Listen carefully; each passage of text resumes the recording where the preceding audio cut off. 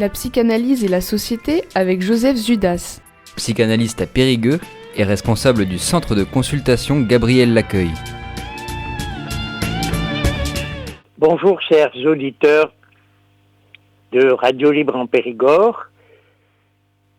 Joseph Zudas, responsable du centre de consultation Gabriel Laccueil, créé en 2006, où nous recevons bénévolement des gens en grande souffrance, en précarité, des réfugiés désespérés. Aujourd'hui, je voulais un peu évoquer le cœur du travail que nous faisons, si vous voulez, que j'ai regroupé avec un titre qui est le sentiment de la vie, je dirais ça, qui sera d'ailleurs le thème du prochain congrès organisé par l'école de la cause freudienne dont je suis membre et qui aura lieu à Paris le 7 et le 8 novembre. J'invite ceux qui sont intéressés à aller à ce thème très riche, très... Alors, comment on peut entendre ce thème Je dirais, je vais m'aider d'un très beau texte qui a été écrit par mon ami écologue Daniel Roy, et collègue Daniel Roy, qui est psychanalyste à Bordeaux, et qui sera le directeur de ces journées. Voilà.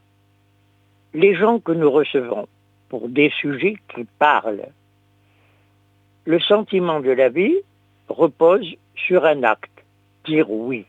Dire oui à quelque chose qui le traverse, qui se manifeste par un certain éclat, et on y reconnaît volontiers la présence de cet antique symbole de la vie qui était le phallus. En Inde, par exemple, c'est un pied qui le représente. Freud, Lacan ont exploré toutes les phases de ce symbole, et ça aboutit aujourd'hui à ce qu'il s'efface, se fasse oublier et laisse la place à autre chose, qui est à aborder avec les gens que nous recevons par petites touches. Alors, si on prend en peinture des petites touches de couleur sur la toile qui se déposent, des petits bleus, des petits bruns, des petits blancs, ces touches qui pleuvent du pinceau du peintre. Face à ces taches de matière qui le regardent, le peintre, par son geste, fait naître une composition qui part à la recherche du regard, à la recherche du plus intime du sentiment de la vie, des corps parlants, qui font face à ce que nous appelons un tableau. Par petites touches de mots, le poète fait exister ce nouveau bout d'existence, un poème qui rend aux mots leur matière sonore, les rend libres pour l'immédiat, pour ce que l'on peut vivre comme le plus actuel, acte de poésie où cristallise soudain, dans la lumière ou dans l'obscurité, le sentiment de la vie. Par petites notes de musique, le compositeur va à la rencontre du silence qu'il crée au-dedans de l'auditeur.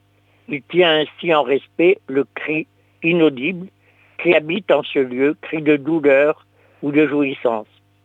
Ainsi habillés, ces cris prennent place dans le concert des mondes. C'est le sentiment de la vie qui traverse le corps. Par petites prises d'habits, les dandys modernes se construisent un corps nouveau qui fait bonheur sur les réseaux sociaux, qui irrigue nos vies. Il montre comment le bel ami de mode, stylé, permet à la jouissance d'un corps de susciter le désir chez ses admirateurs. Un désir de style, potentiellement addictif, mais vivifiant. Que se passe-t-il dans cet espace que l'artiste crée entre son œuvre et ceux qui l'accueillent? Dans l'espace propre des œuvres, par la voie des apparences, si mystérieusement chargé de beauté, l'artiste effectue l'élaboration sur ce qui fait pour nous plus de jouir. À la lumière de ces exemples, que se passe-t-il dans une séance de psychanalyse? Là, celui qui parle dépose dans la séance des petites touches de matière parlante. Elles se mélangent, se déplacent, se condensent, se recouvrent l'une l'autre, s'espacent en créant des silences, se pétrifient. Elles prennent la forme de demandes, de récits, de mythes individuels, de fantasmes, d'aveux, de révélations, de cris. Et ce pour qui? Pour un auditeur, le psychanalyste, dont la présence incarnée compte. Dans les grands tableaux de la parole analysante s'isolent ainsi, en désordre, des brins de parole comme autant de bribes de jouissance qui constituent le plus intime du sentiment de la vie pour celui qui parle. Nous avons affaire donc à une clinique du désordre que je dirai en détail la prochaine fois. Mais le désordre, c'est par exemple dans la famille où un petit enfant de 6 ans traite son père de fils de pute et d'autres grossièretés, tape sa maîtresse, et vraiment, il y a un désordre tel dans sa famille que les parents se séparent. Et cet enfant est trimballé aujourd'hui dans des examens neurologiques qui ne donnent rien, des tests qui ne donnent pas grand-chose. Cet enfant en colère, dans les séances où je le reçois, est calme et pendant tous ces tests dira « Je veux revoir M. Judas ». On lui demande pourquoi. Il répond « Il est gentil, je l'aime bien ». Un transfert, il s'est bien opéré. Dans un autre cas, il s'agit d'une dame qui a 40 ans et qui est frappée d'amnésie sur des tels de 0 à 6 ans. Il faut vous dire, monsieur, me dit-elle, que mon père est venu tuer notre mère à coups de couteau sous nos yeux. On a été placés, il a fait de la prison, et ensuite on nous a confiés à lui. Depuis, elle a des crises d'angoisse toutes les nuits, certainement parce que cette amnésie essaie de faire surface. Autant de cas comme ça, où les gens témoignent d'un désordre, d'une absence de repères, et il va falloir petit à petit, à partir de ces brins de parole, comme des bribes de jouissance qui touchent au plus intime de sentiments de leur vie, il va falloir les aider à construire quelque chose qui les sort de ce désordre.